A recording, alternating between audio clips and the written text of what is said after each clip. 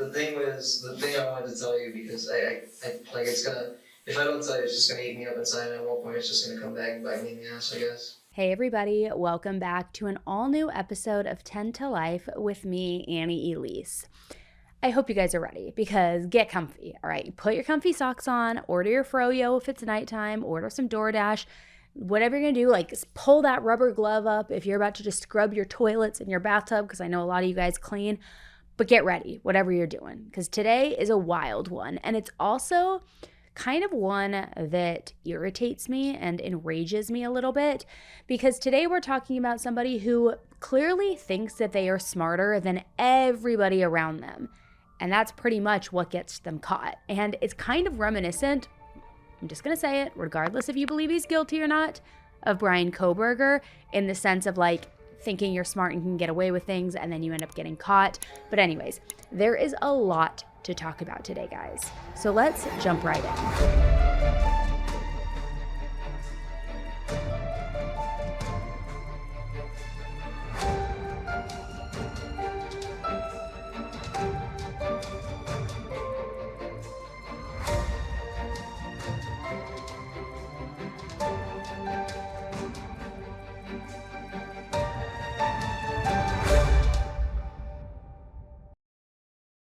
It's almost 6 o'clock. I just got out of the shower. I'm in my pajamas and I am exhausted.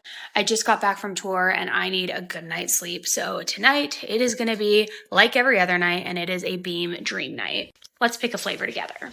I mean, clearly, you know I love my Beam. Look how much of it I have. I want to do sea salt caramel tonight, mint chip, apple cider donut. Ooh, let's do this one because it's fall. Pumpkin spice flavor. Actually, I changed my mind. I want the apple cider donut. I've told you this before, but I wear an Aura sleep ring every single night where it tracks your sleep scores. And on the nights where I'm not drinking Beam, my sleep scores are literally like in the 50s and 60s. But then on the nights where I'm drinking Beam, it's in the 90s. I forgot to bring it with me on tour, so you can imagine my scores were like in the trash. I'm ready to get going and get back on track. Now, I don't know how they do it. I know they have like magnesium in there, L-theanine, all the good things, all the things that like make you magically fall asleep. But I drink this 30 minutes before I want to fall asleep, and then I stay asleep all night. And I don't wake up groggy or kind of tired or have a headache like a lot of other sleep aids, which I've tried them all. I wake up feeling refreshed, well rested. And that's why I have not steered away from this, and why this is literally the only thing I will drink to help me sleep. It's super simple. You just put 1 scoop in there. Pour in your choice of warm milk or water. I prefer water. Mix, and you are good to go. Now, what I love is I usually eat like milk and cookies before bed. I know it's embarrassing, but I do. And this, it replaces that. It's like a sweet treat. It's only 15 calories. It is the best. Shop early access to Beam's biggest sale ever by using my link or the QR code on the screen and get up to 50% off for a limited time. But act fast because it's going to go soon. Sweet dreams. Christian Aguilar was 18 years old in 2012. He had been born in Miami, Florida, after his parents, Carlos and Claudia, had recently immigrated to Miami from Colombia. A few years after Christian was born, his mom gave birth to another baby boy, Alex, a little brother for him. Now, this entire family was extremely close. Alex and Christian had a great relationship. They were basically best friends. But they were also still brothers, and Christian tended to pick on Alex here and there, like a lot of older brothers do. But Christian was also very protective of Alex, so he was the only one who was allowed to pick on him, nobody else. Now, let me kind of paint the picture for you. Christian was tan with these full lips, dark hair, dark eyes. He was fairly thin and wasn't super tall, but not short either. He also was a really funny kid and kind of the jokester of the family. He just loved to make people laugh, even from a very young age. He was always smiling and trying to make other people happy. But aside from being very funny, he was also just a very thoughtful person. He was always thinking deeply and weighing all of these different ideas, just kind of like a very curious, thoughtful person. He loved to read, play music, draw, and he actually enjoyed studying. Now, when I say that Christian was smart, I mean he was really smart. He wanted to be somebody, and he wanted to make something of himself. He knew how much his parents both sacrificed for him, and he wanted to make them very, very proud. So because of that, he took school very seriously, and he got very good grades. His parents never pressured him to do it.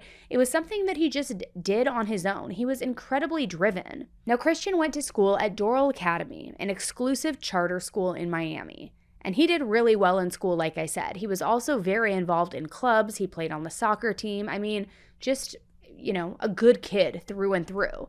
He also had a large group of friends. Now, one of his best friends was a boy named Pedro Bravo. Christian really liked Pedro because he was really funny, sarcastic, witty. They could keep up with each other, kind of fire back and forth. Pedro was slim with these really sharp defined cheekbones, kind of mousy, short brown hair, deep set blue eyes. And like Christian, Pedro also liked to make people laugh. He was a smart kid. He was artistic, creative. He loved to draw, paint, journal. He was also very introspective. He would use art and journaling almost as like a way to express himself. He liked to think of himself as a deep thinker, and he kind of fit that stereotype of a brooding artist, if you will. Now, in their sophomore year of high school, Pedro started dating a girl named Erica Freeman. Erica was the type of person who drew people to her because she was just so incredibly genuine. She was sweet, beautiful, treated everybody with the utmost respect. She was almost like a Disney princess, just in normal form. And I mean not animated form, human form, just truly a kind person.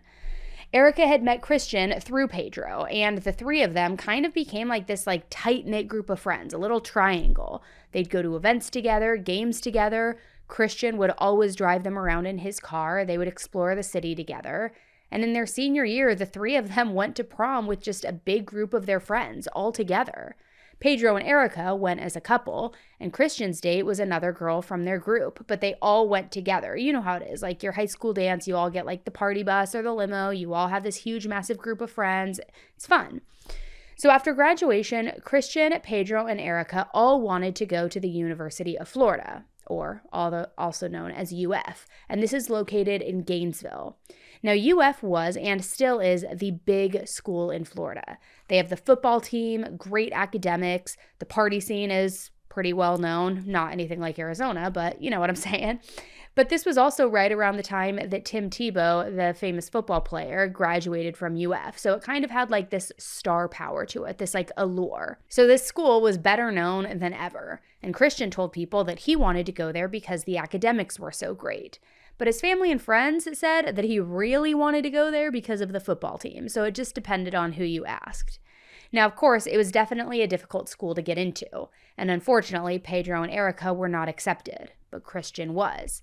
All three graduated high school in May of 2012, and Christian planned to move to Gainesville to go to UF, and he wanted to major in biomedical engineering. From there, the hope was that he would work in the medical field to design different rehabilitation devices, like prosthetics and things like that.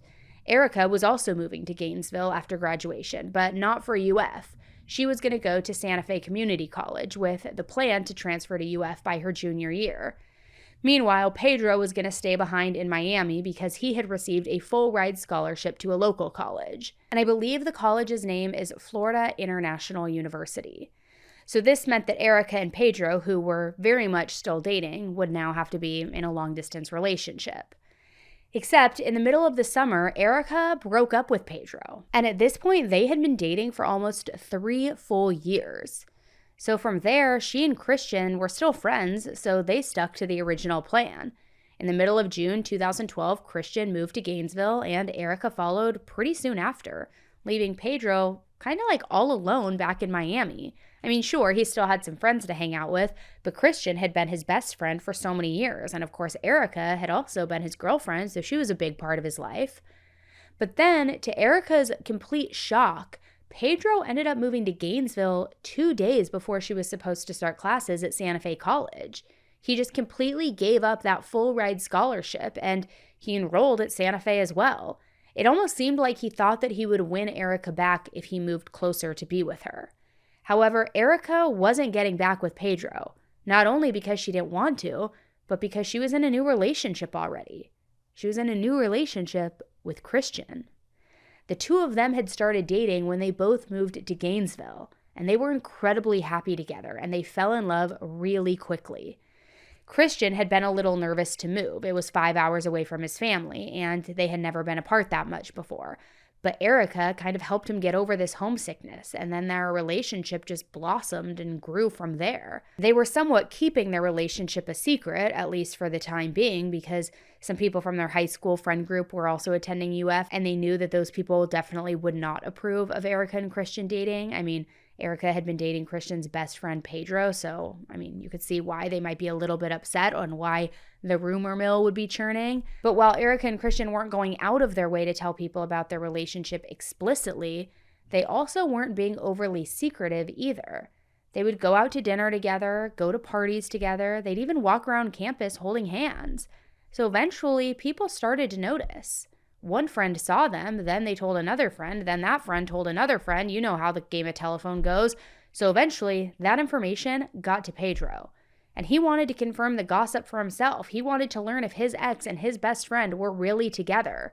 So he asked Erica if they could talk. So on September 7th, 2012, Erica and Pedro met at the 34th Street Wall, which is a famous area in Gainesville known for graffiti art. And during the meeting, Pedro basically showed her a picture of her and Christian standing next to each other and said, "Hey, are you dating? What's going on here?" But Erica told him no, they weren't. Just because they were standing next to one another in a picture didn't mean that they were dating. They were just close friends. They always had been. And Pedro seemed to believe her. So when they split up after meeting, he wasn't overly emotional or upset. He believed it.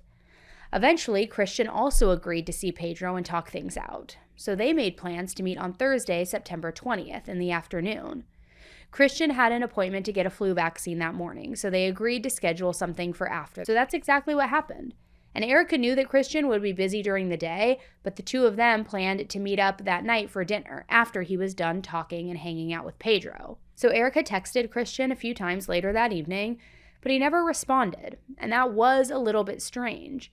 It was normal for them to stay in pretty much constant communication, so it wasn't like Christian to just not respond to her.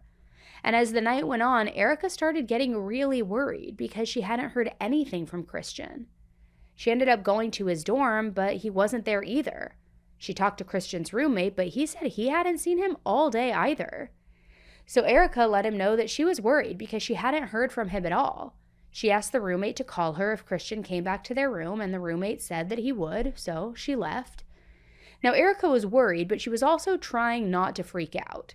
She told herself that maybe he and Pedro were just having a really good afternoon, just lost track of time, they were best friends, reunited, that sort of thing.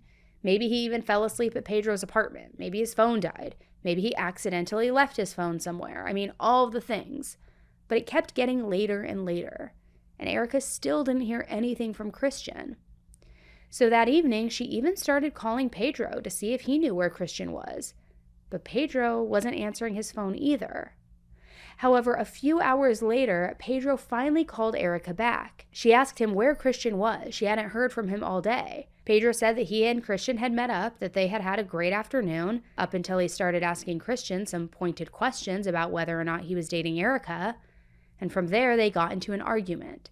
So Pedro says he dropped Christian off at his dorm, and that was the last time he saw him. But Pedro told Erica he was sure that Christian was fine. I dropped him off. He's fine. He's probably drunk. Maybe he's passed out. Who knows? So after that conversation, Erica stayed up as long as she could, just staring at her phone, waiting for a call or a text message to come from Christian. But the call and message never came, and eventually she fell asleep. She woke up early the next morning, and she still hadn't received any messages or calls from him. So Erica called Christian's roommate, and he said that Christian had never come home the previous night.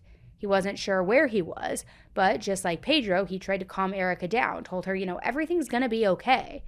But Erica didn't feel that way, though. She just felt off. She couldn't shake the feeling that something was really wrong.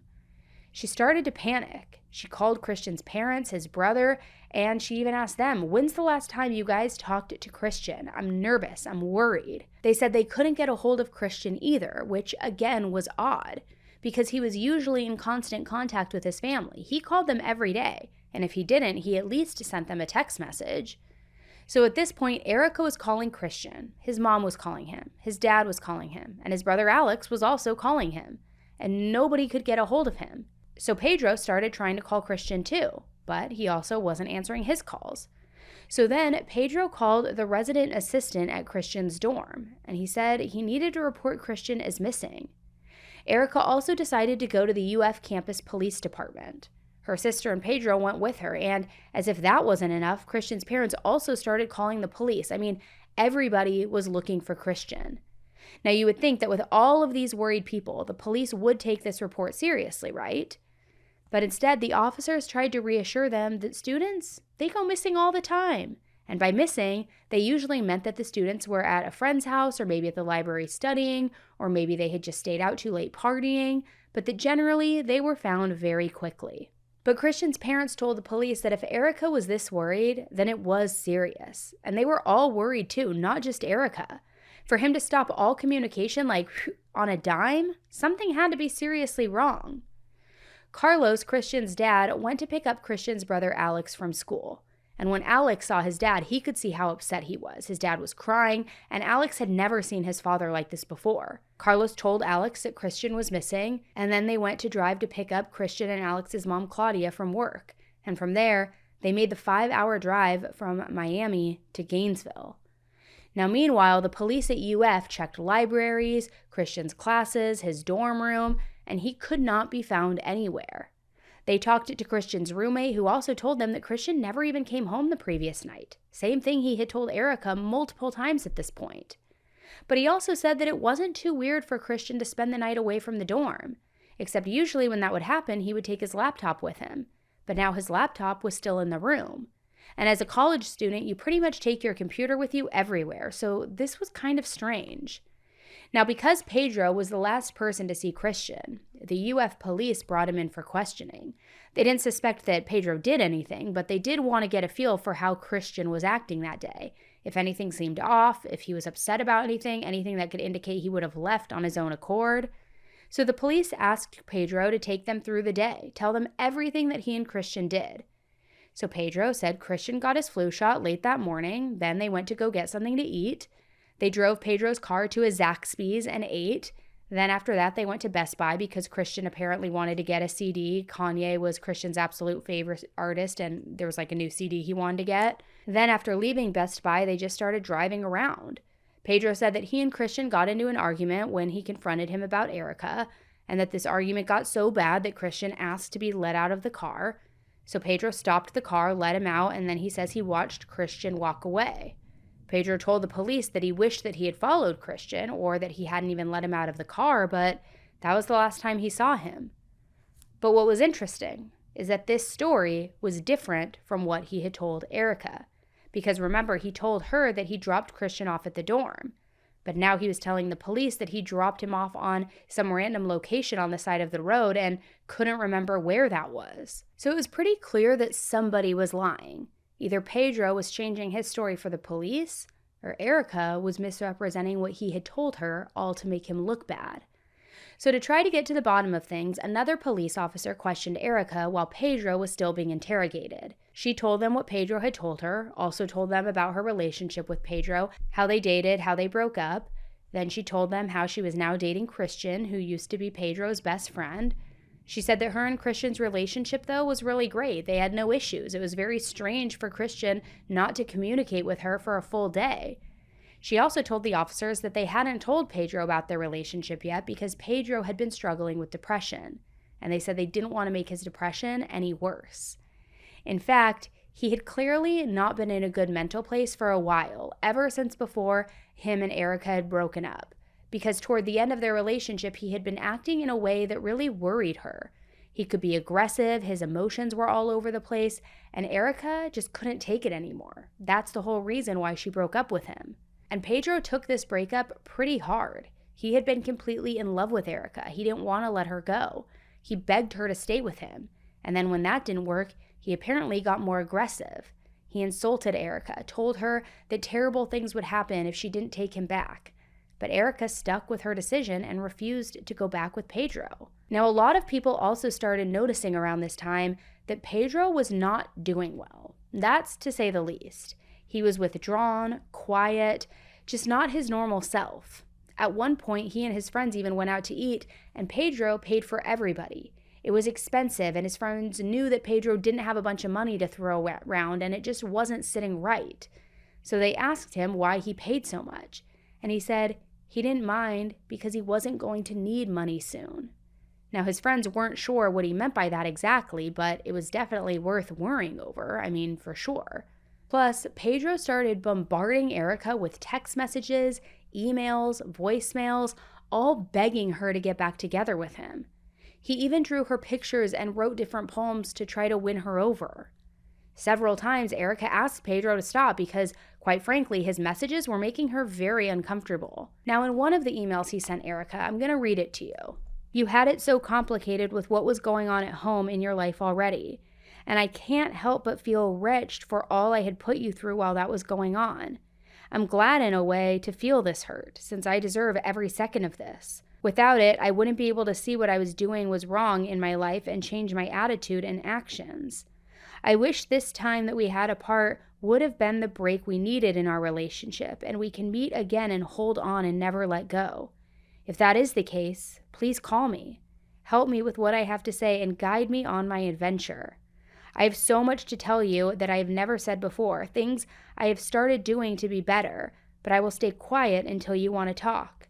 I don't mean to cause any more heartache, but I warned you. I don't know why you read this far. You're the greatest person on this blood earth. I won't let you fall." Now, I'm going to admit it. I think this email is a little strange. I understand teenagers can be dramatic, especially when relationships end, but this email was a little too dramatic, not gonna lie.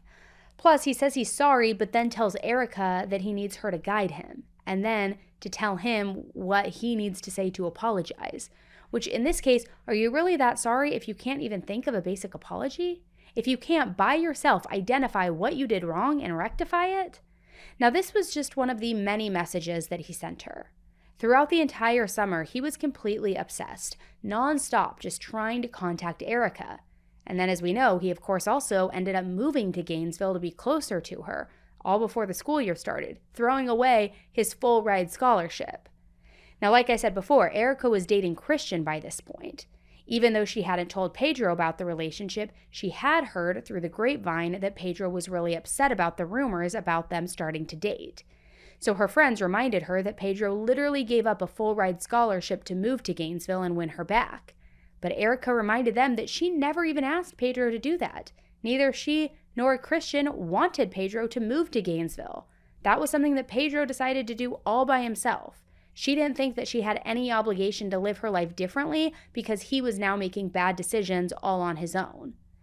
But apparently Pedro felt different because he kept hounding Erica with messages. Erica didn't tell Pedro the truth about her relationship with Christian because she didn't think that he could handle it. And the messages that Pedro had been sending Erica were very disturbing. It was clear that he was very, very depressed. He even mentioned hurting himself. So Erica didn't want to tell him anything that could possibly push him over the edge. Meanwhile, Pedro started pestering Christian to meet up with him. The two of them hadn't talked much since Pedro had moved to Gainesville. Christian really didn't like the fact that Pedro had come there. So even though they were really good friends in high school, Pedro had kind of just changed over the previous few months. And it made Christian uneasy. Plus, now that Christian was dating Pedro's ex, it made things even way weirder, right? So Pedro had asked some of their old high school friends to convince Christian to meet him. Erica even told Christian eventually that it might be a good idea. She said that Pedro was suffering from severe depression and maybe Christian might be the one to be able to help him. Instead, on the day of that meeting, Christian went missing, and the police now knew that Pedro had a motive to want to hurt him. But in his interrogation, he still wasn't coming clean. He said he just thought that Christian was probably off walking around somewhere, fine, but out of touch. But he said he was worried because he said that Christian didn't know the area as well as he did and that he could easily get lost. And that was really weird because neither one of them were from Gainesville. So there was no particular reason that Pedro would know the area better than Christian. I don't know, I guess Pedro realized he wasn't very convincing because from there, his story then started to evolve more. Again. Pedro now said that he and Christian didn't just drive around the previous afternoon. They actually picked up a hitchhiker, something that neither one of them had ever done before, and apparently according to him it was because they wanted to see what it was like. Which we know, it can be dangerous picking up some random person in your car. And he says they knew that too. But they realized that there were two of them and only one hitchhiker.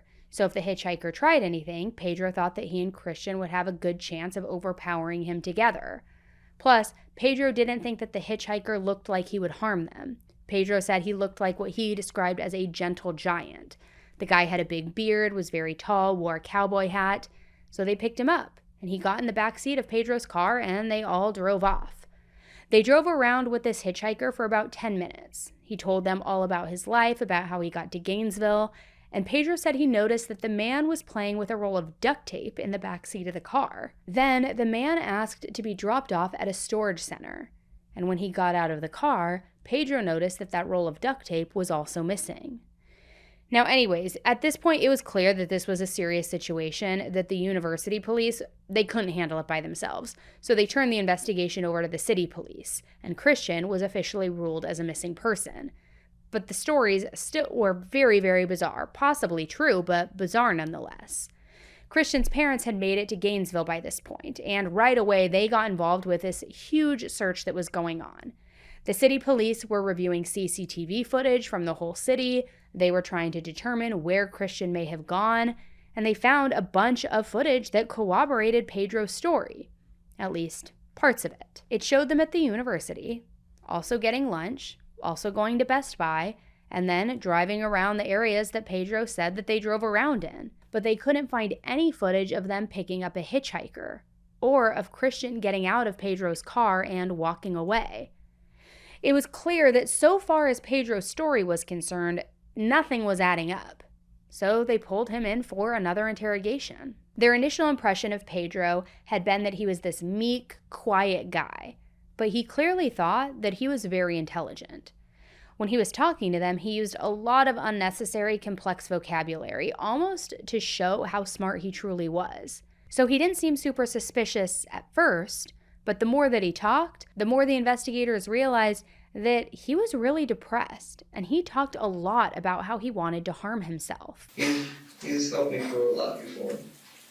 Before all this, I also told him that I was contemplating suicide a while ago. Have you been contemplating that today? All of today, all of yesterday, for the past 3 weeks, for the past 2 months, for the past 4 years. Did you say anything about hurting yourself to anybody besides me today? Everyone knows about that. Everybody? All my friends are trying to help. Your family? My family also. You said that you think about committing suicide every day. Well, there was different ways. Each time it's a very interesting way. Each one's interesting now. They're all interesting. If you think about it without the morbid sense, they're all interesting in some way or another. Like in Miami, I always wanted, like, if anything, if I felt really bad, I always knew there was a Colt 45 loaded in my parents' house, and I could probably find where it was and get the job done that way. And then there's sleeping pills, but I felt like, I looked online, I felt like sleeping pills wasn't enough, so I got a can of pesticide just in case. But then I put that in a Coca-Cola bottle, mixed it all up together, ground them up together and put some pesticide, but I couldn't bring myself to drink because it just looked nasty. And I felt like if I drank it, I wouldn't kill myself. I just ended up going to the ICU and ended up puking, and just ended up on watch instead of anything.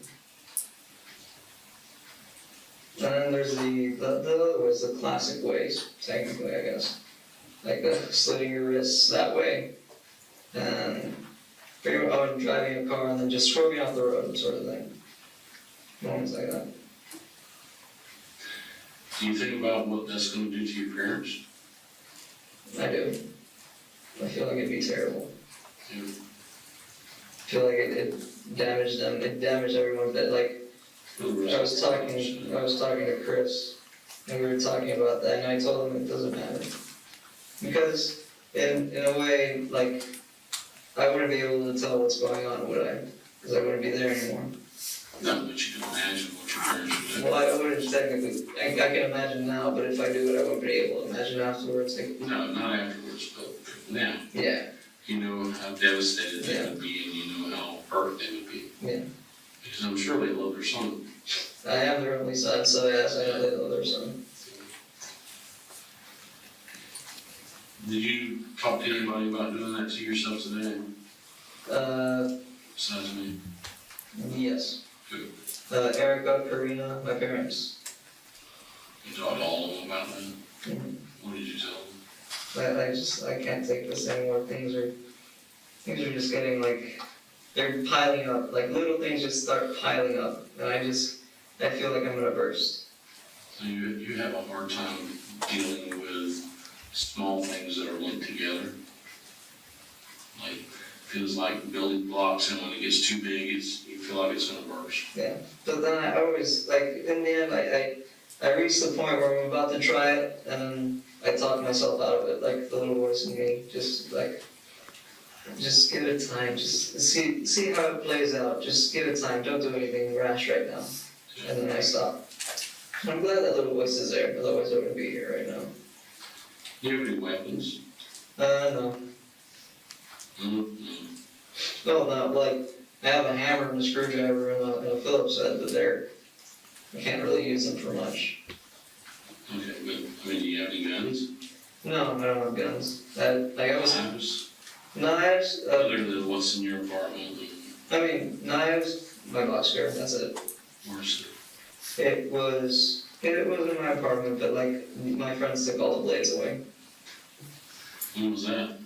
Oh, a while ago, it was last week, Friday. Like, we were talking, and I felt like I should give them the blades, just to stop from anything happening.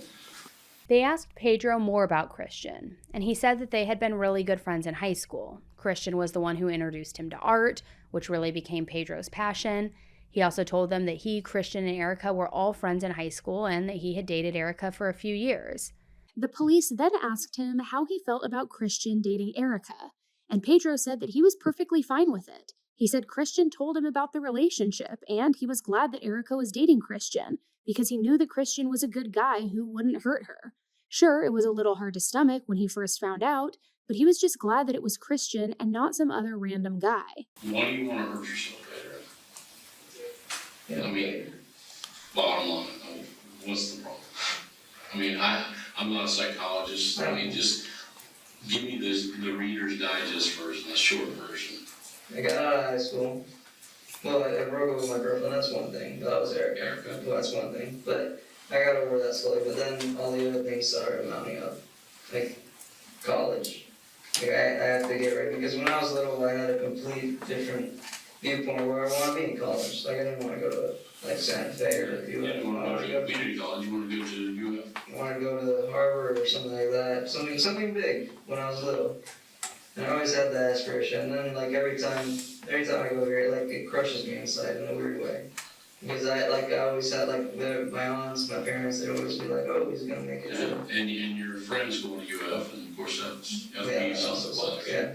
And your friends dating your ex-girlfriend. Well, no, but I'm okay with that. Because I know he's a good guy.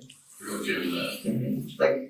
If it was a friend of mine that I knew he's a complete tool, that I'm still friends with him for some reason, then I'd be a little bit angsty about this. I'd be a little bit why? But the part about how Christian apparently came clean to Pedro didn't make any sense to the police, because Erica had already told them that before Christian went to meet with Pedro. He explicitly said that he was not going to tell Pedro about their relationship, and Erica had no reason not to believe him. Christian understood that Pedro had been struggling, and she knew that it wasn't a smart idea to tell Pedro about their relationship yet. So the police weren't really believing Pedro. Something was obviously off, because Pedro's story had already changed, and it also wasn't lining up with what Erica was saying. So the investigators told Pedro that now was the time to come clean. Come clean now about everything. They even tried to flatter Pedro a little bit and appeal to his ego. Listen. These things for strange reasons, and I have to approach this, okay, with you, especially because of the receipt. Yeah. And people do things, ordinary people who can be driven to do things that we wouldn't normally do, especially if someone else starts something. We protect ourselves or we do something. People do things for different reasons. The problem is when you have a legitimate thing that happens, where someone attacks you, where someone does something to you, where you're working in the heat of the moment. Yeah. They hardly ever get in trouble for what happens then. They get in trouble because they try to cover it up afterwards. Mm-hmm. It's kind of like, you're a smart guy, kind of like politics. Nixon, he didn't get in trouble for what he did then, he got in trouble for how he tried to cover that up, right? And a lot of people do that. They tend to get in trouble with the story they tell afterwards, or the facts that they left out, or that kind of stuff. That's what comes back to get them. Yeah. Okay? So, if something happened between you and Christian attacked you, or Christian tried to hurt you, or you had protection, or something happened, is that you need to be honest with it now. Okay. That we don't find a Christian, hurt or injured or something worse sometime, and it comes back to you without an explanation of what happened. So finally, Pedro said that he had something he really needed to tell the police. He couldn't keep things from them because he knew that they were going to find out about it. And he said this in a way where he was almost trying to flatter them, saying that they're so smart there is nothing that he could possibly keep from them. He said that when Christian left his car after they fought, it wasn't because Christian got out of the car willingly. It was because Pedro yelled at him to get out of the car. He claimed that they got in a fight about a girl that Christian had a crush on, aka Erica, and that in the middle of the fight, Christian said, "Maybe you should go kill yourself." Pedro then yelled at him to get out of the car, but before Christian could leave, Pedro hit him in the face and gave him a bloody nose. Then Christian got out of the car and Pedro drove away. There's one thing that's telling me that I have to tell you that if I don't tell you it's gonna Okay. Because I've been here waiting for a while, and No problem. I don't know. It's one thing I have to tell you because you're right, I can't keep everything from you, and I have to tell you one thing. Good. In the scuffle with Chris, it wasn't just really an argument. He wasn't sitting right next to me in the car. He was in the car with me, but he wasn't sitting right next to me in the passenger seat. After we dropped off the homeless man, the hitchhiker or whatever, he got out also, and he got in the back seat and just pushed the seat up to put his feet up. And we were talking casually, normal, and we were still getting really heated and an argument and stuff like that. But then at one point, I made the comment about the girl that he has a crush on, and he got angry at that. But then he came back with, maybe you should just fucking kill yourself. And that's when I turned around and punched him straight in the face. And that's when I told, he got out, but I told him get out of the car. Because I don't know exactly if it's going to be in more trouble or not in trouble. The problem is that when you leave things out, kind of like what you kind of did with back to McDonald's, it makes you look like you did something bad. Yeah. And that's kind of that's how I'm looking at you. I'm gonna be honest with you. I'm kind of looking at you like you did something to me because you've lied to me first of all about the McDonald's incident. Yeah, but that was on my part. That's because I was dressing it. I know. But I want to tell you But I don't want you to. I don't want to lie to you. I don't want you to lie to me about anything because if you had a legitimate reason to do what you did. Or even if you did something to him, no. If I look back at it, it wasn't a legitimate reason. There's no legitimate reason to put someone in the face. Well, I understand. I'm sure you watch television a lot of times. And cop shows. Not much. You see a lot of cop shows? No, I usually watch the History Channel or something like that, or Discovery Channel. Me too. But a lot of people watch cop shows and they sit here and they watch these shows and they go, they got forensics, they got this, they got that. And yeah, there are a lot of things. I mean, you sit there and you see the traffic light cameras that are up on top of the stoplights. There, multiple businesses have video that runs out to the road. Especially in Gainesville because we Oh, yeah. have a lot more than Miami. Absolutely, and there's lots of video, including McDonald's and Best Buy. I showed you a picture from Best Buy. If you told me something on here that's not true, you didn't go this direction, or you didn't go this street, or you didn't do what you said you do during that time, it's not going to be hard to prove that what you're telling me isn't true, or that you're telling me something that's not true. So yes, you need to be honest with me, and if you weren't honest with me before, you need to be honest So with me. we're the driving part. Some of those are generalizations because I just drive to drive, but except where I was driving to like leave the homeless man and go with Chris. That I remember clearly because I was going there and I wasn't like driving to go anywhere. I was just driving with him. But the thing I wanted to tell you because I like it's gonna. If I don't tell you, it's just gonna eat me up inside, and at one point it's just gonna come back and bite me in the ass, I guess. Is, like, when I was with Chris in the car, after we dropped off the hitchhiker guy, we were talking, and things were still heated, and I made the same comment about the girl he has a crush on. And he got angry, and he stayed quiet for a bit, but then he said, no, you should just kill yourself. Like, I don't know, and that just... Because he was pissed off. Yeah, and at that point, I stopped the car myself, and I turned around and I just punched him in the face. And... What did he do?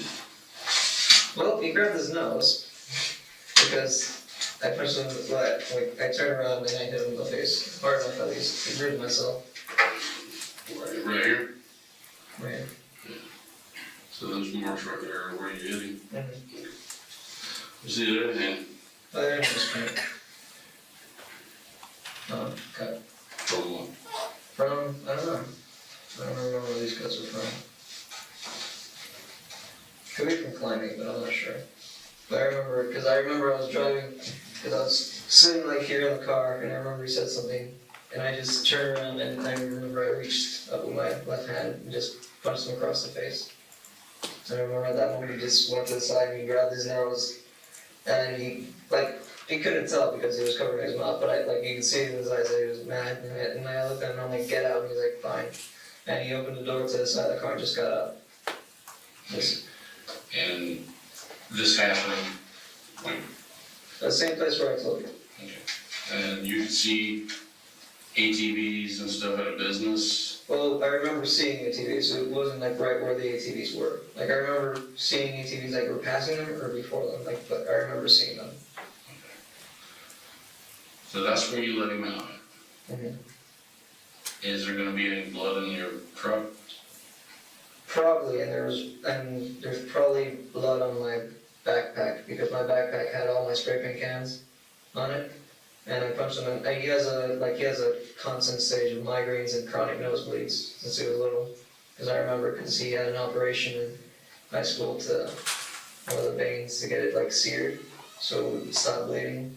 And then halfway through the year, it started bleeding again, randomly, because he gets random nosebleeds. But this one wasn't random because I hit him. Yeah. How many times did you hit him? Just once. It wasn't it wasn't just once and then kept going. It was just one punch, just kind of like a punch that just means stop. Now, investigators straight up told Pedro, this story is making no sense. If Christian had a bloody nose, he probably would have walked somewhere to get medical attention. Now, in fairness, I've never gone to the hospital for a bloody nose before. So maybe the police were just saying what they could to keep Pedro kind of off balance. But they also explained that they had already contacted the hospitals and that Christian had never checked in anywhere. I even told you before that things happen. People piss each other off. They hit each other in the face. They do stupid shit. And you pretty much confirmed that. Yeah, He pissed you off. You punched him in the face. Sometimes things happen in the heat of the moment that you wouldn't normally do. There's things you wish you could change, but... Exactly. Yeah. And you wish, it hadn't happened. But it's easier to explain it now, like you're talking about, than it is to try to explain it later. Yeah. Because if we just find him in the woods dead somewhere, and you come back later and say, I don't know, but your tracks are there, or your shoe tracks are there, or your fingerprints are on him, or any of this other stuff happens. Well, I was already touching him. I understand. You see what I'm saying? Yes, I understand that. If you punched him in the face and things got out of hand, I know, and he got hurt. And you left him there. Even if it wasn't my problem, that it still adds up to Right. And let's say, you're sitting there with him, you punch him in the face like this, just like you told me you did. You stop. You say, get the fuck out of my truck or my car, whatever you call it. He gets out and he's trying to get you out. And you get into a fight and you hit him a couple more times and he's laying there and he just passes away later after you're gone, well, it's a lot easier to say, hey, all I did was hit him a couple of times. I didn't kill him, you know. But he was okay when I left him. Yeah, I understand. But, once we find him there and we find evidence that you were there, then what are they going to do? They're going to say, they could also go for the autopsy and then see. yeah, but they're going to come back and say, that was the last person. Pedro lied about every damn thing. He lied about going to McDonald's. He lied about hitting him. He lied about the backpack. He lied about this. So all I'm trying to say is, it wouldn't hold up. right, and what I'm trying to say is things happen sometimes that we do not intend. And if you have to defend yourself because you punched somebody in the face because they pissed you off, and then they're trying to hurt you back, and you have to defend yourself, it's much easier to say, look, I'm here, he was trying to beat me on the ass, and I had to defend myself, and something bad happened. But it wasn't a murder. I didn't go out and plan to kill him or anything like that, but I did get in a fight with him, I did protect myself, and shit happened. And I don't want him to be found as a skeleton by his parents and not be able to have a funeral. Someone who does something that is in the heat of the moment because they're protecting themselves, it's much easier to explain if you're honest about it and you say, hey, this happened, he's right here, he was trying to beat my ass and I protected myself, and I'm sorry it happened, but it's not a murder, it's self-defense. It's much easier to tell the truth about it. Isn't it still manslaughter though? Not if you're protecting yourself. Well, what was it? Manslaughter, okay, then what is manslaughter? Like you hit someone with a car? Manslaughter is like you running somebody with your car. And really? Now there could be a manslaughter if you... So you kill someone accidentally? If you're an ultimate fighting champion, you hit somebody one time and they die from it because they fell and hit their head, that could be manslaughter. I learned that from a friend. Yeah, there are certain cases. Yeah. But the thing about it is, if you tell the truth about it because he was attacking you or because something happened, and you say, hey, look, the guy was trying, he's been my best friend forever, but he tried to bust me upside my head, and I protected myself, and I want to let you know. He didn't try to fight back. I just punched him once. Okay. And it was the heat of the moment of me being angry at him. I understand that, but I don't want it to come down the road where tomorrow somebody calls in and says, hey, we found a body, and then we find out that Pedro didn't tell us that he actually turned on a different road and his tracks are right where the body was found, or given those circumstances, you have the opportunity, if something did happen, to tell the truth now. And maybe it is self-defense, maybe you are telling the truth, if that's what happened. But if you don't tell about it and it did happen that way, you never convince anybody later that it didn't happen that way because you weren't honest about it. You concealed everything. You concealed him being injured or hurt or killed or whatever the case may be. You've got to be able to tell the truth now, or I was like, I didn't want to say anything because I felt like it's like I feel afraid that something might happen to me because I just did that and it was just out of anger at the moment. Like I don't want to lead to more things. I don't want it to snowball. Well, that's what I'm afraid of. I'm concerned, and you understand my legitimate concern that something bad has happened to Christian. Yes. And that it probably happened because y'all had a fight, and something accidentally happened to him that you didn't intend to happen, and now you're trying not to get in trouble for it, and we're not going to be able to help you then, because if you don't tell us about it up front here in this room, and we find him later, you're just going to get charged with something bad because it looks like you're trying to cover it up. Mm-hmm. So that's all I'm trying to get across to you. If something bad happened and it wasn't intentional and you want to do the right thing, then be honest about it. Don't sit here and try to play games, because playing games are going to end up getting you charged with something that's very serious. Yeah. So, I know. That's life-changing at that. I would say at least at the minimum, yeah. And I don't like to, I got children older than you. And I'm telling you the same thing I would tell my child. If you got in a fight with somebody or you did something in the heat of the moment that wasn't intentional, be honest about it, because if it comes out later, 2 weeks from now or next week or next year, all these lies are gonna make you It's look gonna like you're, trail back. oh, it's gonna make you look like you're guilty of first degree murder. You planned it, you picked him up, you took him out, you did this. I know you're not that type of person. I can talk to you. The only person you want to hurt is yourself. And I think you're crazy to do that. But if you did something more than just one punch in the face because he attacked you or because something happened, be honest about it now. Don't wait and something bad happens down the road. We'll find out about it a couple of weeks from now. Or I wanted, like, I'm gonna be honest, I wanted to hurt him, like, really hurt him for doing that. of course. And like, I've jotted down, like, how I want to hurt him and stuff like that, but, like, and then I look back on it and I'm like, it relieves stress writing down what you want to do, but, like, I look back at it and I'm like, no, this isn't the person I am. I can't do this to someone else. Well, I like to think that there's no way that I could do something to somebody in cold blood. You know, I wouldn't plan to go out and do something to somebody. But I can also understand that if someone is messing around with the girl that I was in love with in high school, he's going to UF, where you should be going. I mean, I can see that there's some. Yeah. I can see that there's some problems in there. Okay. Yeah, it's like I didn't know enough.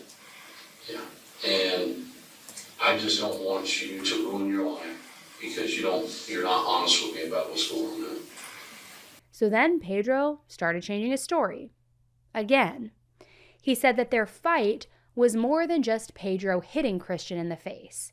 He said it was more like an all-out fist fight. And Pedro completely beat up Christian to the point where he knocked Christian out. According to Pedro, he was still alive, but barely. He said that his breathing was very shallow, and then rather than get help for his best friend, Pedro just pulled Christian out of the car and left him on the side of the road. He drove away and left Christian lying on the ground. He said that when he got back to his own apartment around 7 p.m., he took a few ZzzQuil pills, and then he fell asleep until the morning. He woke up when Erica was calling him, asking him to go to the police station with her. Now, as I'm sure you can imagine, the police were extremely suspicious of Pedro, and they weren't taking anything that he said on faith at this point, not at all.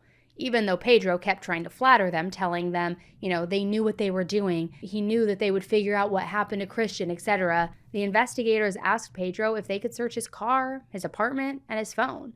And to their surprise, he actually said yes. A password protection or design thing on your phone? Anyone can use my phone. Like, all the password protection is. What about your laptop? They just have to book my password. That's it. What about your laptop? My password, yeah, for my laptop. Yeah, do you have one? Yes. Okay. Can we look at your laptop? Go ahead, yeah. What's the password for your laptop? P Bravo. BRAVO? Yes. Okay. 1993.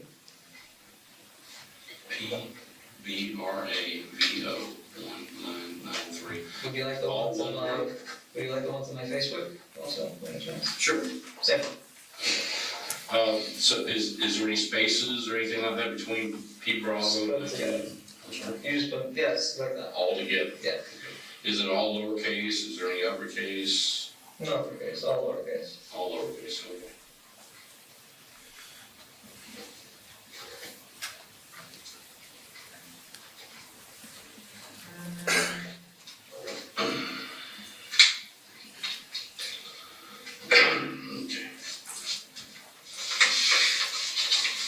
So we have the keys to your vehicle? Yes. Can I get my keys to my apartment by any chance? Oh, absolutely. Because they're attached to the keys to my vehicle. Yeah. And the clicker to get to my apartment. Yeah. That'd be nice. Yeah. Give me a few minutes. I know that you want to get out of here. My parents came all the way from Miami, so Yeah, like. and I want to get them to you. If you can just give me a few minutes to take care of the getting your key and Okay. getting all that stuff squared away. Oh, and can I borrow your phone? Oh, sure. I'll give it back to you today, Okay. before you leave. Okay. Okay. No problem.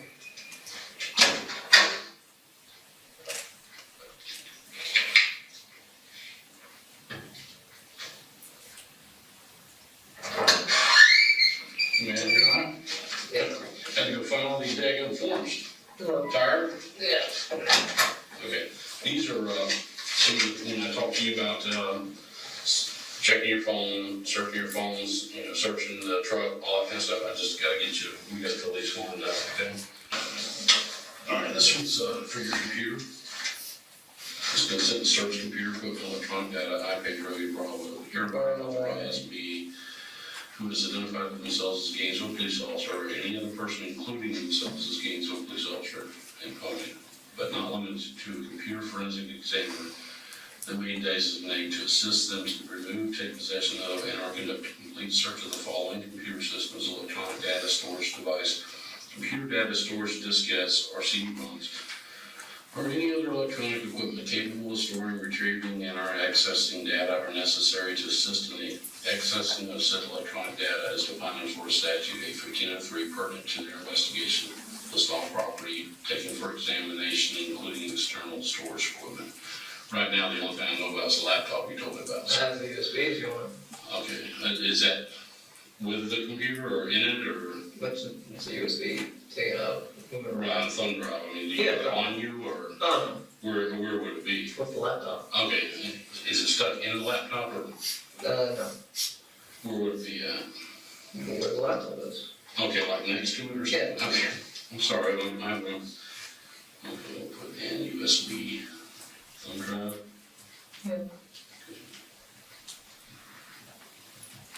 Okay, this consent shall remain in effect for a period of 30 business days, during which time the aforementioned equipment will be subject to a forensic analysis for any data pertinent to the criminal investigation.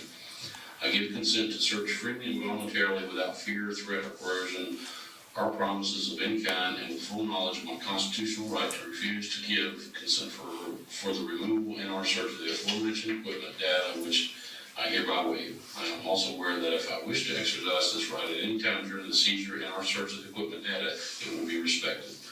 It says this consent to search is hereby given by me this 21st day of September. 6:31. At 6:31 p.m. And the rest of these will all be the same. It will just describe different people and different things. What time could I expect to get these back? This one will take a few days. Okay. No, it's fine, but my cell phone. Your card will be ready this evening. Your phone will be ready in a few minutes. Okay. I'm trying to move it along really quick for you, okay? But I don't think that the cell phone, there's nothing here that's going to probably take any longer than today, except for the laptop. Okay. Pedro's car was disgusting, a huge mess. There were paint cans, wrappers, bottles, an old tire, receipts, just filth everywhere. And in all of that, they found one particular receipt from McDonald's that was dated in the early morning hours of September 21st, 1 a.m. to be specific. So this didn't line up with the story that Pedro had told the police. Remember, he said that he hadn't left his apartment until Erica called him. We need to be really clear about I understand. thing at 1 o'clock in the morning, because I understand. you told me you were asleep. Oh, I was You asleep. woke up, you checked your phone, you went back to sleep, you woke up at 3 something in the morning, and you're like, Well, I woke up at 3 something, but the phone calls at 4. I'm not Yeah. really good at you time. woke up at 3 something because the light and the power went off. Yes. On. Do you know where that was Laptop by any chance? No, I have to check. But the laptop was warm, and that was another thing you mentioned. Hmm. And then all of a sudden, I forgot all about at 1 something in the morning, you got up and went to McDonald's in your car Well, and bought something. well, I Am I gonna see your face at McDonald's on Arthur Road at 1 something in the morning? Probably. Probably. Actually. Did you go through the drive-thru or did you go inside? Drive-through. There's little places where you order your food, has a little camera. Mm-hmm. So, would you say definitely I'll see your face? You will definitely see my face. Okay, is anybody in the vehicle with you? No, it was just me. Okay. So why didn't you mention that before? I was really drowsy. Like, it's not something I remember exactly, because I remember the last time, it was a while back, last time something like that happened to me. So I took some sleeping pills with my friends. Well, not with my friends, just by myself. Mm-hmm. And then we went to go do something, like it was in the middle of the day, we went to go do something, but I was really out of it. And after that, I remember my friend said that I ended up buying a pack of 5 paper plates and just giving it to a homeless man for no apparent reason. And I had no recollection of what was happening. Hey, let me start by saying, I've taken sleeping pills.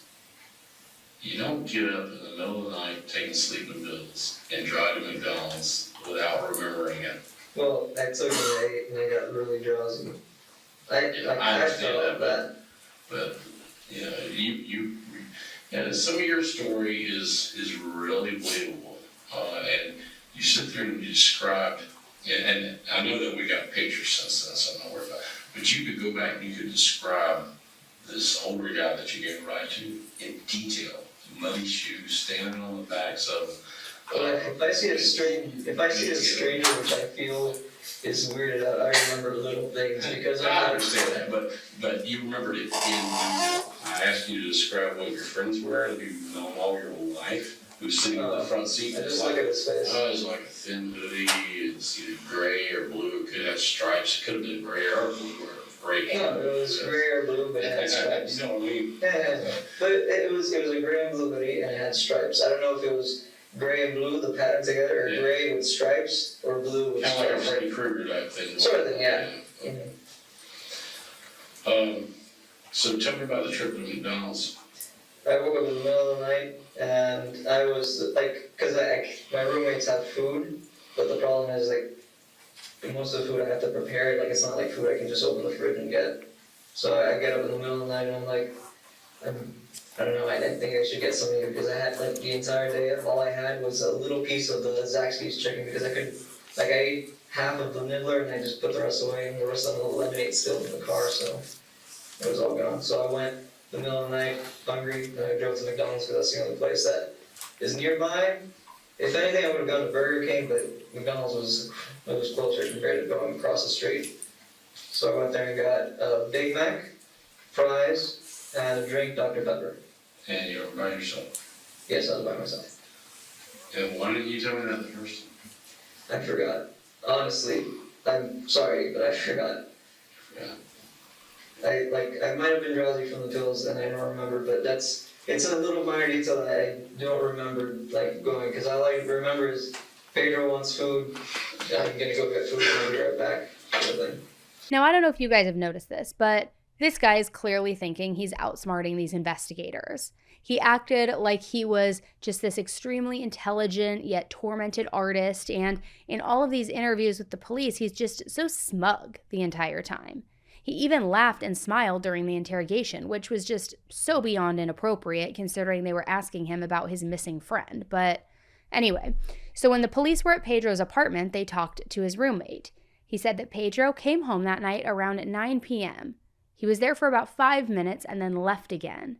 And after reviewing security footage from Pedro's apartment, they found that he left the apartment complex numerous times that night. So the investigators searched Pedro's room, which was almost just as disgusting as his car was.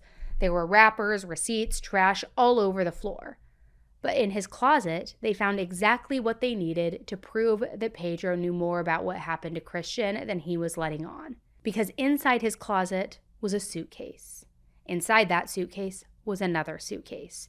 Inside that suitcase was another suitcase. It was almost like one of those Russian nesting dolls, but with suitcases.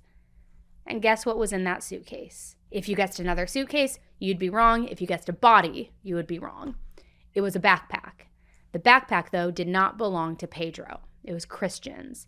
And inside of it, the police found Christian's ID, his wallet, his appointment card for his flu vaccine, his UF student card, a book with his name on it, a calculator from the school that had his name on it, clothing, and more personal effects. But of course, Pedro had an explanation for all of this. He said that he stole Christian's backpack after he beat him up, and that he hid the backpack after the police first interviewed him because he didn't want his parents to worry, which I'm not quite sure that that's a good explanation, but Pedro thought that it was. But what was even more concerning is what the investigators found on Pedro's phone. A few days before Christian went missing, Pedro went on Walmart's website and he was searching for very bizarre things. duct tape, knives. He also Googled chloroform. He Googled what murders get solved, cutting veins, anesthetics, how many sleeping pills to kill someone, memes about mothers missing their lost children. I mean, bizarre things.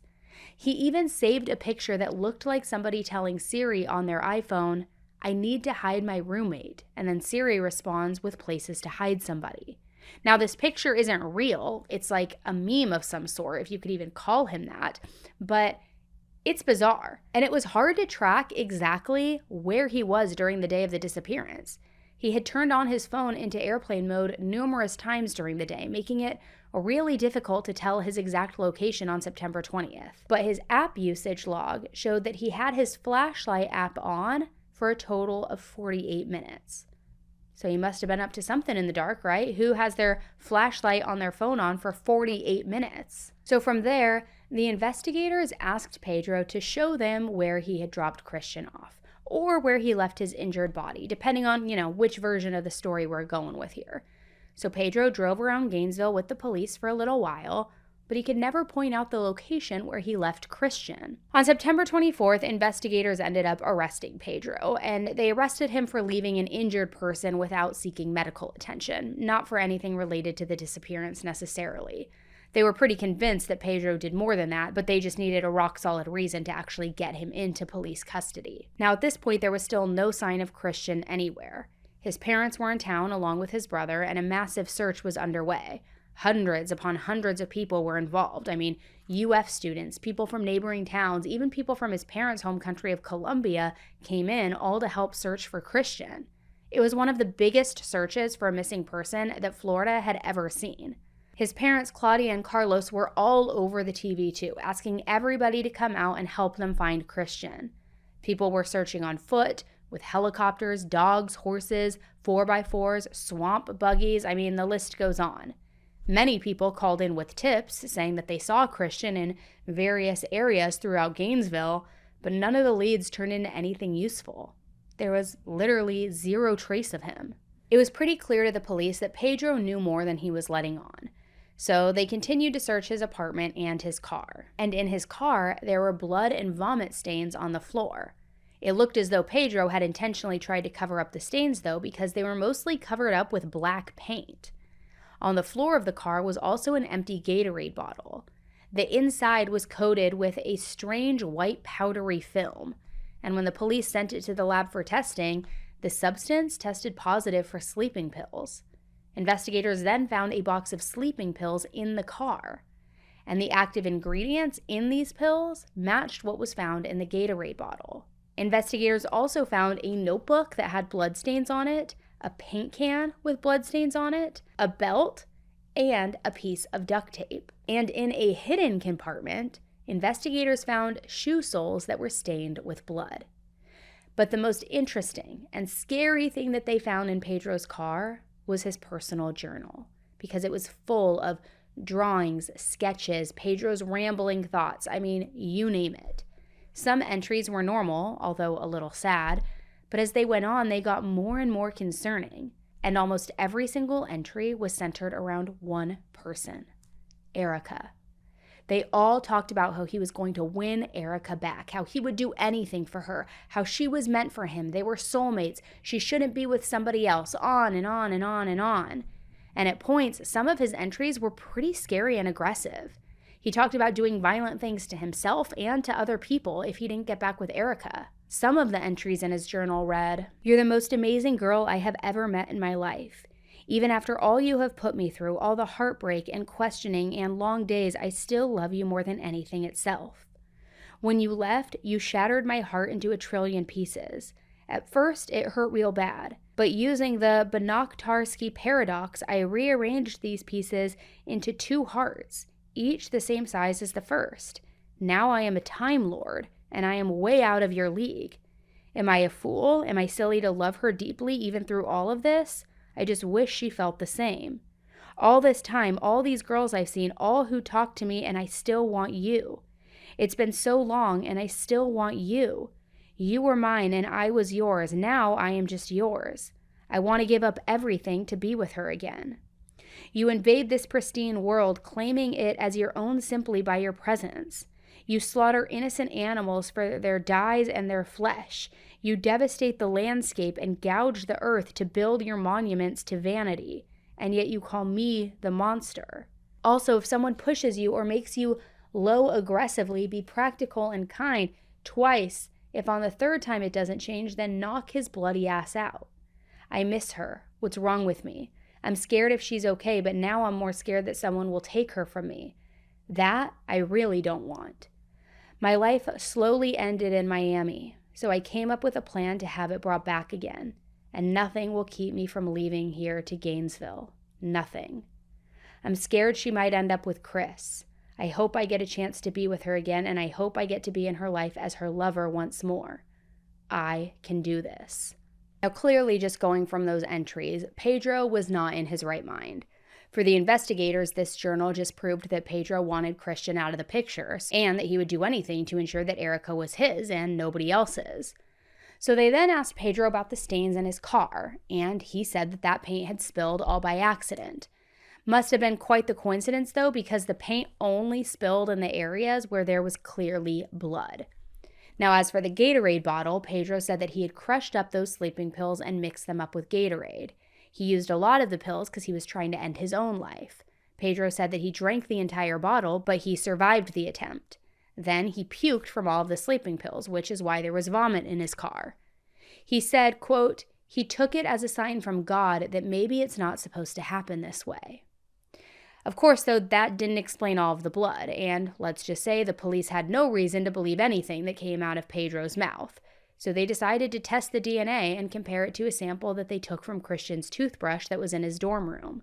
They even double-checked with Erica, who confirmed that that toothbrush belonged to Christian and not one of his roommates. And this should not come as any surprise, but the DNA from the toothbrush matched the DNA in the various blood stains. But of course, Pedro had an explanation for this too. Again, this guy, all of his explanations. He said Christian's blood was in his car because of that nosebleed after Pedro had hit him. However, that was pretty easy to disprove because the police found footage of Pedro at a car wash that early morning hour of September 21st. It showed him power washing the underside of his car, like he was purposefully trying to wash away some kind of evidence. And I mean, sure, yeah, he could have been trying to get rid of blood from a nosebleed, but there were so many red flags about Pedro at this point that nobody was buying anything that he said. So instead, the police thought that Pedro could have buried Christian's body somewhere and then tracked the dirt into his car. And the reason they thought that is because the floor of Pedro's car had also been covered in dirt. It contained these little pieces of lime rock too, which wasn't typically found in any of the metropolitan areas of Gainesville. We would also encourage property owners, residential or business, who may have lime rock roads on their property that were accessible to the general public, to search those properties for any suspicious areas of ground that appear to have been disturbed. Along the way, the investigators also found receipts from a few days before Christian was reported as missing. These receipts were from Walmart and also from Lowe's, a hardware store, and it showed that Pedro bought a knife, a shovel, duct tape, sleeping pills, insecticide, and bandages. The detectives also got footage from both stores showing Pedro buying all of those things. He went into Lowe's for a shovel and for the insecticide. Then at Walmart, he bought all of the other things while carrying around the shovel that he just bought at Lowe's. And on the day that Christian went missing, September 20th, in the afternoon, Pedro's car went back to the Walmart parking lot. And this was at a time where investigators were sure that Pedro and Christian were still hanging out. This was around 4 p.m. Pedro's car parked in the lot towards the back, and nobody got in or out. Instead, the car just sat there for about 3 hours. It finally left at 6:49 p.m. Now, during this time, Pedro's phone was in airplane mode, so the investigators could not determine where he went after leaving Walmart. But by the time that they pulled all of the surveillance footage, 8 days had passed, and police were not any closer to finding Christian. Which, like I said, at this point, investigators were 99% sure that they were looking for a body. There was no evidence to suggest that he was alive. So they decided that they had enough to move forward, and they arrested Pedro for Christian's murder. which it is very unusual to arrest somebody for murder without finding a body first, but there was just so much circumstantial evidence to suggest that Pedro had killed him. He was the last person to have seen him. His story had changed multiple times. Christian's belongings were found inside his apartment. His blood was in his car. He had a Gatorade bottle with sleeping pills, dirt in his car, a receipt from Walmart for a shovel, a knife, duct tape. I mean, come on. The police believed that Pedro had killed Christian while they were in that Walmart parking lot for almost 3 hours. And the theory was that Pedro gave Christian the Gatorade that was laced with sleeping pills, made him fall asleep. Then he used the belt that was in his backseat to strangle him. Now, while there was blood in Pedro's car that was a match for Christian, they didn't think that Pedro had stabbed him or anything like that because there wasn't enough to suggest something like that had happened. They actually believed that after the car left the Walmart parking lot that he went somewhere to bury Christian's body. They just weren't sure where that somewhere was yet.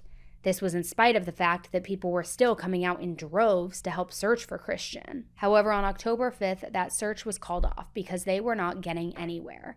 It didn't mean that the police were going to stop their investigation, but they now just didn't need hundreds and hundreds of people looking for Christian every single day. And it was the right call to make, because the next big discovery did not come from an official search party. On October 12th, 2 hunters were in a wooded area about an hour west of Gainesville. They were walking in the woods and they both noticed an awful smell. They followed the scent and they found what they thought was a dead deer. However, as they got closer, they realized that the remains were human. Now, pretty much everyone in the area knew that the police had been searching for Christian, and the hunters wondered if that's who they had just found and stumbled upon. So they called the police and the investigators, who arrived on the scene very, very quickly.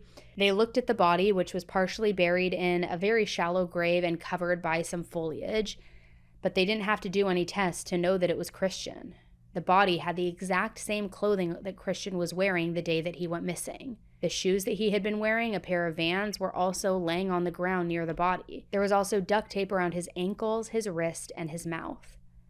Pedro's car had a cracked windshield that he had temporarily repaired with a piece of duct tape, and that duct tape on the windshield matched the duct tape that was wrapped around Christian. The detectives notified Christian's parents right away, and at first his mom had a very hard time believing that this was Christian. And she wanted to look at the body to be sure. I mean, deep down she knew that it likely was Christian, but I can't blame any mother for not wanting to believe that her child is dead without, some kind of concrete proof. However, after looking at the body, there was no doubt in her mind that it was Christian. The body was taken to the medical examiner, where they then used dental records to officially confirm that it was Christian. An autopsy was done, and it supported everything that the police were thinking. Christian had been drugged with sleeping pills and then died from strangulation. Pedro was held in jail until his trial, which started 2 years later. He was officially charged with first-degree murder, kidnapping, false imprisonment, poisoning, improper transportation of human remains, giving false information to law enforcement, tampering with evidence, and providing false reports. Throughout those 2 years, Pedro was put on suicide watch multiple times, and at one point he wrote a note which read, "With everyone out there wanting blood, wanting me gone, I will give them what they want. I am glad I am hated now in a sense that everyone thinks of me negatively, so when I'm gone, it will not weigh heavy on people's hearts. I will not be missed. It's selfish, it may be the wrong move, but I'm here so that the move has already been made. I am a monster for hurting Chris the way that I did. I spend every day going back in time to have taken my life before anything happened. I hope that they find Chris. It's so sad to live in a world where you are guilty until proven innocent." Now, this is just beyond weird to me because it feels like it's a pity party for himself, but also they found him. They have his remains. Like, what are you even talking about? Now, at his trial, Pedro was still pleading not guilty, and he stuck to the story that he and Christian just got into a fight, he hurt him, but he did not kill him. He just left Christian on the side of the road where somebody else probably found him and then finished him off. The prosecution argued that Pedro killed Christian because he was jealous. He couldn't stand the fact that Christian was dating Erica and not him. It was clear that in Pedro's mind, Erica belonged to him. And I mean, the prosecution had so much evidence against Pedro. They had the blood in his car, the duct tape, the CCTV footage, the receipts, Christian's backpack, the strange searches on the cell phone, the crazy journal entries, the footage of him cleaning the car in the middle of the night, leaving his apartment complex multiple times, the fact that he used his phone's flashlight for almost an hour. I think it's clear now that he needed to use something to light when he was burying this body in the woods in the middle of the night, so that makes sense why the usage on his flashlight was so high. They even brought up the fact that in his self-harm note that he left, he explicitly stated that he was a monster for hurting Chris the way that he did. The defense pushed against this, though, and said that that statement didn't mean that he killed Chris, just that he had punched him. Well, to the shock of many, Pedro's jail cellmate, a guy named Michael Angelo, took the stand to testify. Michael Angelo was a 9 times convicted felon who had been involved in gang violence. He was serving a life sentence. However, he made an agreement with the prosecution that if he testified truthfully, his life sentence would be reduced to only 25 years. Michael Angelo testified that Pedro told him intimate details about the crime. He said that he was going to try to poison him with a mixture of sleeping pills and pesticide mixed with soda. His backup plan was to have a knife, to cut his throat. His main plan was to choke him with a moving strap. Eventually, Michelangelo completes his masterpiece, a full confession from Bravo on the Aguilar family must now endure as the last moments of their son's life play out in graphic detail. He told me that he, basically put a moving strap around the kid's neck and braced himself against the seat. He said that he remembers watching the radio, the clock on the radio, and said it took like 13 minutes for the kid to, die. After he had got back in the driver's seat and he was, riding around to dispose of the body, that it was making a sound like, And that's the reason that he held on to the driving strap while he was riding around, because it freaked him out. He then said that Pedro wrote a letter asking for Michael's help to redirect suspicion away from him. He wanted Michael to contact one of his old gang members and have them kill 3 to 4 more UF students, all to make it look like there was a serial killer on the loose. And he wanted the murders to look almost exactly like Christian's: drugged, strangled, tied, duct tape, and then buried in a shallow grave. Specifically, Pedro wrote in the letter that these individuals must be strangled and tasered, and he said that he would pay $1,000 for each person who was killed. He wanted the deaths to look almost identical to Christian's. He even wanted them to use the same shovel that he used to bury Christian. I would have to go get the shovel to, copycat that murder to make it look like somebody else had did it. So yeah, as part of this plan, Michael's buddies would need the same shovel Pedro had used to bury Christian. But at this point, police knew that Pedro had bought that shovel from Lowe's, but they were never able to find it. It wasn't in his car, apartment, or near the crime scene. In his letter, Pedro said that the shovel was hidden underneath a boardwalk at an apartment complex. So using this information, police went to the apartment complex, searched under the boardwalk, and they found the shovel. It was caked with dirt that matched the dirt that was found inside the area where Christian's body was buried. When Michael was cross-examined by Pedro's defense lawyers, they argued that he was only saying what he could so he could get this shorter prison sentence. He had made this whole story up. And generally, inmates' testimonies aren't too reliable because of this exact reason, but Michael knew exactly where to find the shovel. So if he didn't get this information directly from Pedro, how'd he find out? Now, the defense only called one person to testify: Pedro. And this was pretty surprising because we hardly ever see people testify in their own trial. And honestly, Pedro never should have taken the stand. He made himself just look so much worse. Like during the interviews with police, Pedro was smug. There were even moments during his testimony where he was smiling and laughing, just acting so unbothered. He admitted that he hurt Christian. Again, he said that he hit him in the face many times, then left him on the side of the road. But after that, Pedro said he didn't know what happened to Christian. Not where he went, who he may have gotten into contact with, nothing. Pedro said that on the night of September 20th to the 21st, he was planning on ending his own life. He said he drove to a wooded area in the middle of the night. He got out of his car, started walking, using his flashlight to see where he was going. He found a tree, and he carved Pedro Andres Bravo 9/20/12 on the side of it, dug his own grave using that shovel that he bought from Lowe's, and then he took all of those sleeping pills. I was too nervous to do anything with knives because I don't like pain, and I couldn't bring myself to hang myself or anything like that. So the only way I could see it was I tried to take some pills, see what would happen, but lo and behold, I'm still here. Tell the jury why you bought a shovel. It was going to be part of my idea to kill myself.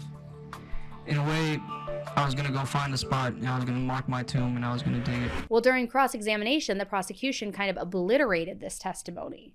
For example, they brought up the fact that Pedro bought gas before he supposedly went and tried to end his own life. So they sarcastically asked him, "You can't kill yourself without getting gas first, right?"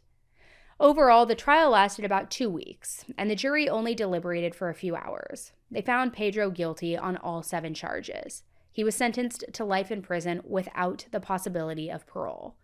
Pedro tried to appeal after his conviction, but his appeals were denied. However, in a very strange twist, within the past few years, a few new developments have come out.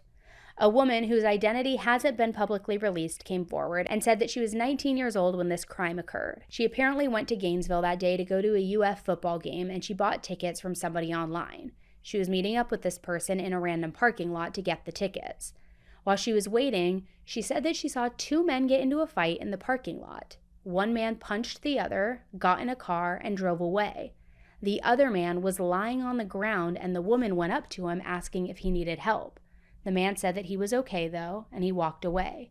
She claimed that the man that she talked to was Christian. However, there is no video evidence to corroborate this story. She said that she didn't come forward when the crime occurred because she didn't make the connection at the time.